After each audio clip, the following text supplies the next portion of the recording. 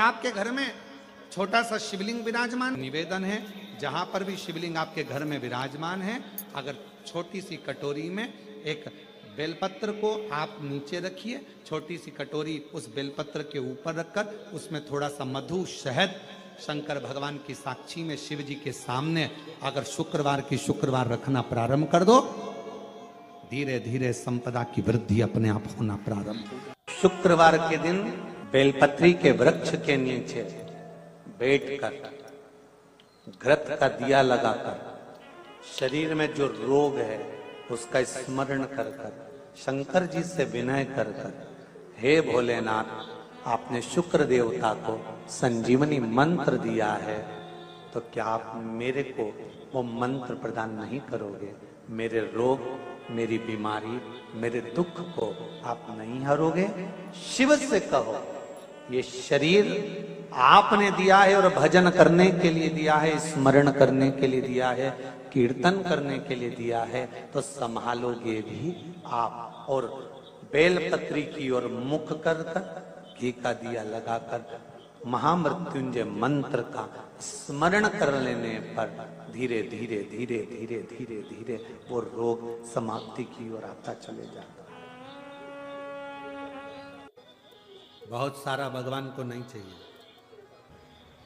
शिव महापुराण में यह भी कहीं नहीं लिखा कि तुम भगवान को 108 या 1008 या 1008 बेलपत्र समर्पित करोगे तो शिव जी प्रसन्न हो जाएंगे।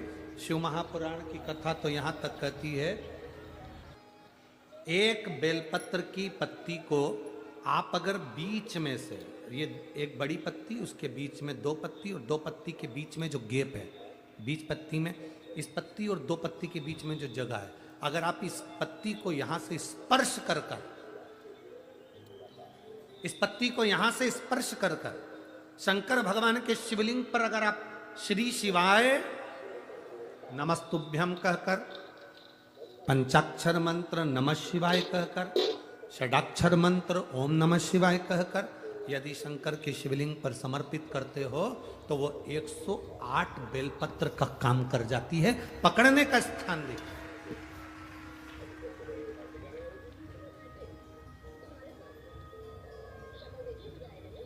ये स्थान की बड़ी मूलता है, जो थोड़ा सा समझेंगे अपन, थोड़ा ध्यान देंगे तो ये जो ये स्थान है ये बड़ा मूल माना गया। बेलपत्री की बड़ी पत्ती, नीचे की दो पत्ती, उसके बीच में जो खाली डंडी जो दिख रही है, इसको अगर पकड़कर बेलपत्र समर्पित कर रहे हैं तो 108 बेलपत्र के बराबर हमें फल प्राप्त हो रहा है। 108 बेलपत्र। और समझिएगा, मान लो आपके पास में ना पीला चंदन है, ना लाल चंदन है, ना अक्षत है, ना पुष्प है, ना कोई सामग्री है, ना दिया है लगाने के लिए। शंकर जी के मंदिर में लोटा भर के जल लेकर गए हो, आज तुम्हारे पास में हो सकता है जल भी नहीं है, लोटा भी नहीं है, तो जिस शंकर जी का दर्शन करने गए हो उन्हीं की बेलपत्र को उठाओ और बेलपत्र को उठाने के बाद पहले अपने हथेली पर रखो, अपना हाथ रखकर बाबा से प्रार्थना कर कर बेलपत्री की मध्य पत्री, आगे वाली पत्ती को पकड़कर अगर वो बेलपत्र हम शिव जी को समर्पित करते हैं तो हमारा पीला चंदन, लाल चंदन, दिया सब बाबा को समर्पित हो जाता है, उस बेलपत्री में। एक बेलपत्री का सुख हमारे जीवन का एक आनंद दे देता है। हम तो यहां तक कहेंगे, अगर कभी जिंदगी में तुम्हें लगे कि गुरुजी मेरा पैसा फंस गया, नहीं मिल रहा है, या मेरा पैसा अटक गया, नहीं मिल रहा, या मेरा घर में धन नहीं है, बहुत तकलीफ की जिंदगी चल रही है, आप ये बेलपत्री का जो दो पत्ती है ना, ये दो पत्ती इस जगह से पकड़कर, आपको लग रहा है कि पैसा नहीं है, काम बहुत बड़ा अड़ा है, बेटे की शादी, बेटी की शादी, या मकान या दुकान, कोई काम अड़ गया, ये दो बेलपत्री की पत्तियों को पकड़कर अपनी कामना कर कर शिव जी को समर्पित करो और एक लोटा जल बाबा को चढ़ाना प्रारंभ करो। 20 से 22 दिन इंतजार करना, मेरा बाबा हाथ पकड़कर कुबेर भंडारी भंडार जरूर भरेगा।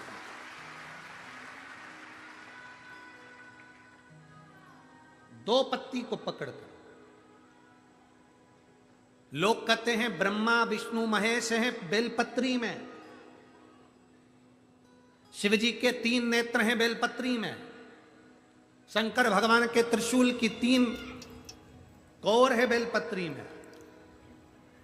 हम कहते हैं अभी थोड़ा आप स्मरण करेंगे, अगर आप शिव महापुराण को अच्छे से पढ़ेंगे तो आपको ज्ञात होगा।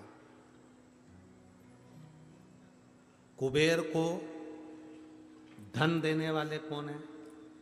बोलते जाओ जरा जमकर। कुबेर भंडारी, कुबेरेश्वर महादेव, मतलब शिव शंकर कुबेर को धन देते हैं। जिस समय पर भगवान विष्णु संपूर्ण विश्व के कल्याण के कार्य करने लगे, कुछ नहीं हाथ में रहा, तब लक्ष्मी से उन्होंने धन लिया। आपने माने तिरुपति बालाजी की कथा सुनी तो लक्ष्मी से धन, लक्ष्मी इन जीवों के कल्याण के लिए तो मुझे धन दे दे। लक्ष्मी ने धन दिया। एक दिन नारायण ने पूछ लिया लक्ष्मी से, लक्ष्मी मैं नारायण, मेरे पास भी संपदा की कमी नहीं, पर तेरे पास लक्ष्मी इतनी संपदा कहां से आती है? तेरे पास इतनी संपदा कहां से आती है? लक्ष्मी जी कहती हैं, मेरी मां ने, मेरे पिता ने मुझे केवल एक ही बात सिखाई थी, किसी के आगे हाथ नहीं फैलाना है, शंकर की स्तुति करना है। लक्ष्मी जी कहती हैं, जब मुझे जरूरत पड़ती है मैं कुबेर को साथ में लेकर पहुंचती हूं। बेलपत्री की ये बीच वाली पत्ती है शिव, माता लक्ष्मी और कुबेर, उन दोनों के सामने हाथ पसार कर कुबेरेश्वर महादेव से मांग रहे हैं, भगवान शंकर से मांग रहे हैं। लक्ष्मी जी कहती हैं, वो शिव मुझे प्रदान करते हैं दोनों हाथों से, और मैं वो लेकर आती हूं जनमानस के कल्याण के। और शुक्रवार के दिन माता लक्ष्मी के लिए अग्नि में आहुति दीजिए। महाराज, शाम के समय पर सूर्यास्त के पहले शिव महापुराण की कथा कहती है, अग्नि पुराण कहती है, नर्मदा पुराण कहती है, लिंग पुराण कहती है कि बेलपत्री के वृक्ष के नीचे, नीचे तो नीचे वो भी जाने तो यहां तक वर्णन किया शिव महापुराण में तो, कि बेलपत्री का जो फल होता है ना, बेल फल जो होता है, कहते हैं अगर किसी व्यक्ति के यहाँ लक्ष्मी की कमी होती है, संपदा की कमी होती है, जिसके यहाँ पैसा नहीं आता, धन नहीं आता, तो बेल का जो फल होता है, बेलपत्री का जो फल होता है, उस फल के गूदे को, बेलपत्री के फल का गुर्दा निकाल लो, सुखा लो, गाय के घी में उसको डुबो लो, और शुक्रवार के दिन माता लक्ष्मी के लिए अग्नि में आहुति दीजिए। महाराज, शाम के समय पर सूर्यास्त के पहले ये जो आहुतियां हम बेले के गुर्दे के फल की गाय के घी में डुबोकर माता लक्ष्मी और भगवान विष्णु के नाम से देते हैं, महाराज 2 या 3 शुक्रवार करोगे, लक्ष्मी की कभी कमी नहीं आती, संपदा बढ़ती है। एक प्रयोग और कर देखना, कभी अगर मौका मिले आपको तो प्रयोग कर देखिए। लिंग पुराण के अंदर लिखा हुआ है, शिव पुराण में, लिंग पुराण में और स्कंद पुराण में कहा गया है कि अगर किसी ने बेले के फल को, बेले के फल का अगर थोड़ा सा भी गुर्दा पाया है, बेले के फल को खाया हो, या बेल का रस पिया हो, या बेल के फल का जूस पिया हो, अगर वो व्यक्ति का अनायास किसी कारणवश प्राण भी छूट गए हो, तो शिव महापुराण की कथा कहती है कि 27 दिन तक वो बेल के फल का रस उसके नस नस में रहता है, तो उस व्यक्ति को यम नहीं छूते, वो कैलाश पर निवास करता है। मर भी जाता है तो अधोगति में नहीं पड़ता, नरक नहीं भोगता, वो बैकुंठ पद का कामी हो, बैकुंठ का निवासी।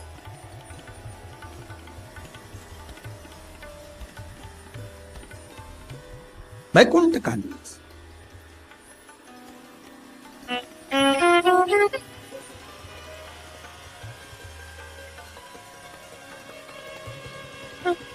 ये जो शिव जी को चढ़ती बेलपत्री हुई, शमी पत्र हुआ, मदार का पुष्प, आंकड़े का जो पुष्प हुआ, ये सब साधारण नहीं है साहब। शंकर का एक एक गुण तत्व ग्रहण करने वाले, शंकर का अनुमोदन करने वाले, शिव को एक एक वस्तु जो चढ़ने वाली साधारण नहीं।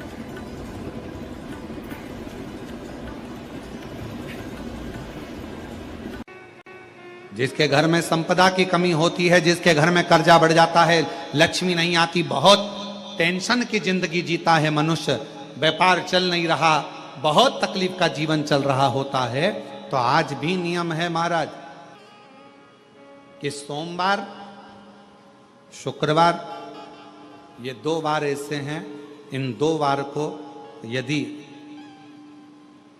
कटोरी में थोड़ा सा शहद रखकर, मधु रखकर, यदि लक्ष्मी जी का स्मरण किया जाए और माता लक्ष्मी जी का स्मरण कर कर एक लाल पुष्प उस कटोरी के सम्मुख में माता लक्ष्मी का नाम लेकर रखा जाए और बाद में वही शहद, वही मधु और वही पुष्प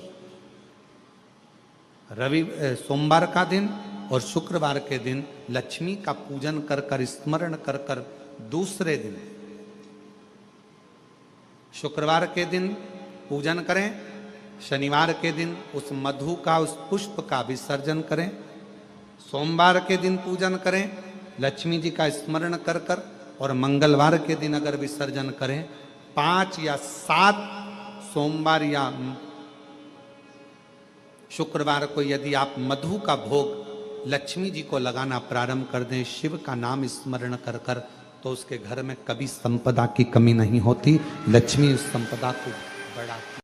विष्णु पुराण कहती है, स्कंद पुराण कहती है महाराज कि भगवान नारायण स्वयं इस जड़ के नीचे अपना विश्राम करते हैं महाराज, इस जड़ के नीचे। प्रयास करा करो, एक चुटकी हल्दी, कितनी? मात्र एक चुटकी हल्दी, आंवले के वृक्ष के नीचे भगवान हरि हर महादेव, कौन से महादेव हैं?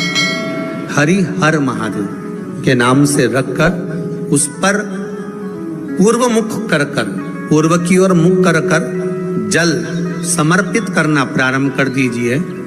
आप अगर प्रयास करेंगे, शुक्रवार की शुक्रवार करें या नवमी की नवमी करें, अष्टमी की अष्टमी करें, प्रदोष की प्रदोष कर लें।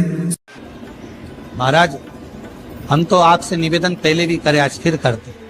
मान लो आपको ऐसा लगता है कि घर में बीमारियां ज्यादा घेर रही है, तो एक बेल का टुकड़ा, बेले का फल का एक टुकड़ा अपने ही घर में कहीं पर भी कटोरी में रख दीजिए, शिव का स्मरण,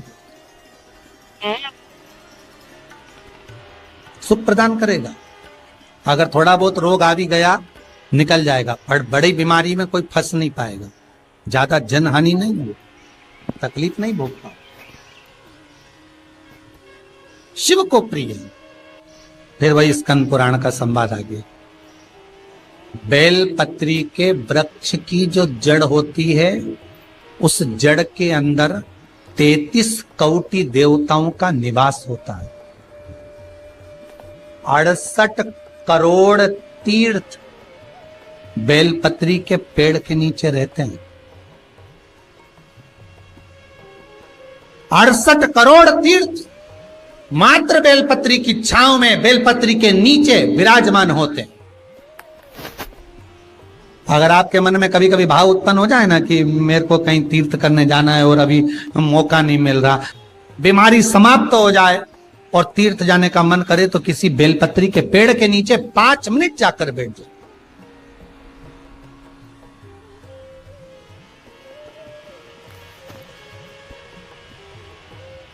और जप लो, श्री शिवाय नमस्तुभ्यम। जितने बैठे हो टीवी के सामने प्रेम से बोलो, श्री शिवाय नमस्तुभ्यम। जितने टीवी के सामने बैठे और फिर से बोलो श्री, साथ में बोलो, आगे आगे नहीं। श्री शिवाय नमस्तुभ्यम।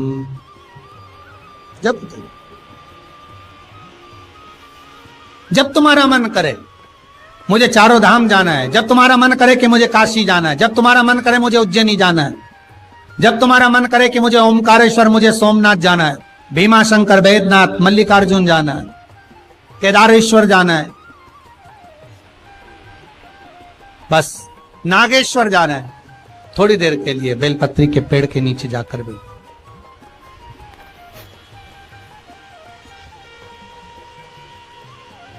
68,000 तीर्थ सब बेलपत्री के वृक्ष के नीचे विराजे। जहां पर देवराज के प्राण छूटे वहां बेलपत्री का पौधा है, बेलपत्री का वृक्ष है। हिंदू धर्म में आज भी रीति है, मरने वाले व्यक्ति, अब तो ये कोरोना महामारी में ना गाड़ी में भरे ने लेकर चले गए और जला दिया, पर पहले जो नियम था शास्त्रार्थ के अनुसार, जब कोई व्यक्ति मरता था उसको कंधे पर लेकर जाते थे, तो ले जाने के बाद में बीच राह में एक स्थान ऐसा आता था जहां पर अर्थी को उतारते थे, विश्राम स्थल पर उस अर्थी को उतारा जाता था। और वो केवल विश्राम स्थल ऐसे नहीं होता था, वहां पर बेलपत्री का पौधा होता था, पेड़ होता था, उस बेलपत्री के वृक्ष की छांव उस मुर्दे पर भी पड़ जाती थी तो उसको यम की कैद नहीं भोगना पड़े, उसको यम की कैद, यम की त्राण नहीं भोगना पड़ता।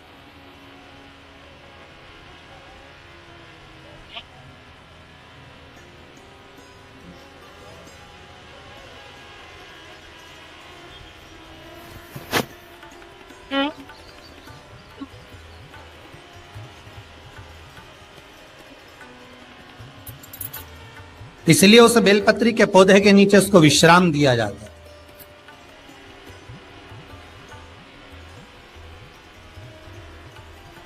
बेलपत्री के पौधे के नीचे उसको विश्रामता दी गई।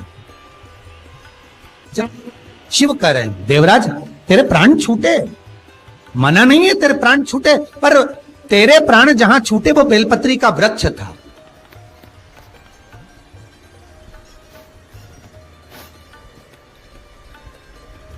और अब तुझे यहां नहीं रहना है, अब तुझे कैलाश पर रहना है।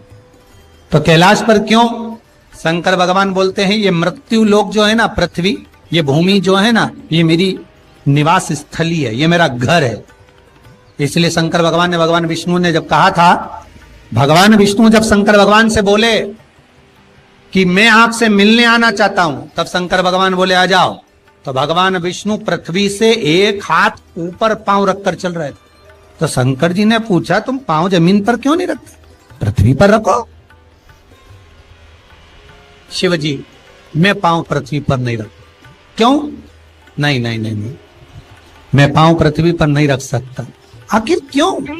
शंकर भगवान से भगवान विष्णु कहते हैं पूरी पृथ्वी पर छोटे छोटे कंकर नजर आते हैं, हर कंकर में मुझे शंकर नजर आते हैं। जब कंकर में शंकर दिखेगा तो मैं पृथ्वी पर पांव कैसे रख सकता हूं? शिव जी बोले, भाई नारायण भगवान विष्णु से बोले, है नारायण अगर आप इतनी दूरी बनाकर रखेंगे तो फिर हमारे करीब में कौन आएगा? हम चाहते हैं कि आप हमसे मिलकर रहें, हम आपसे एक क्षण की दूरी सहन नहीं कर सकते। आप हमसे चिपक जाएं, लपट जाएं, आप हमसे रम जाएं, हम आप में रम जाएं।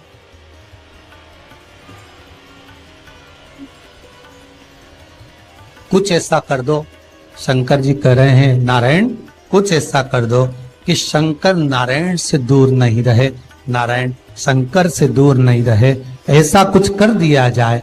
तब भगवान शिव ने भगवान विष्णु से कहा एक काम हो सकता है कि आप सांप बन जाओ।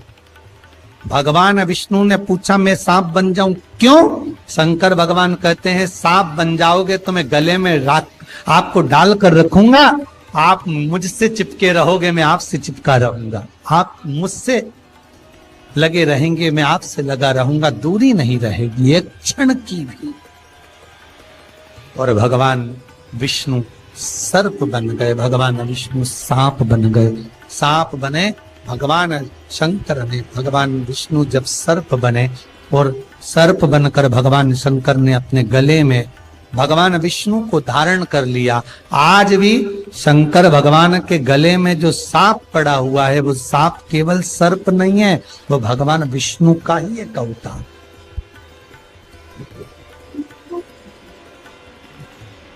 वो भगवान विष्णु का एक स्वरूप।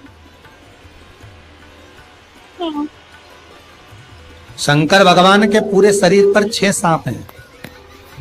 कितने सर्प हैं? 6।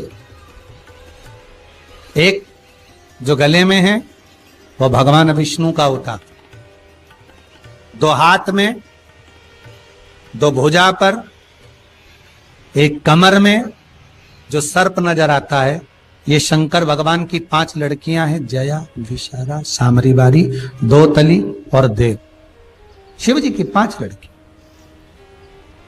शंकर भगवान के पूरे शरीर पर 6 सर्प हैं, 5 लड़कियां और एक भगवान विष्णु का स्वरूप, भगवान विष्णु का प्रतिबिंब, भगवान विष्णु का ही एक स्वरूप।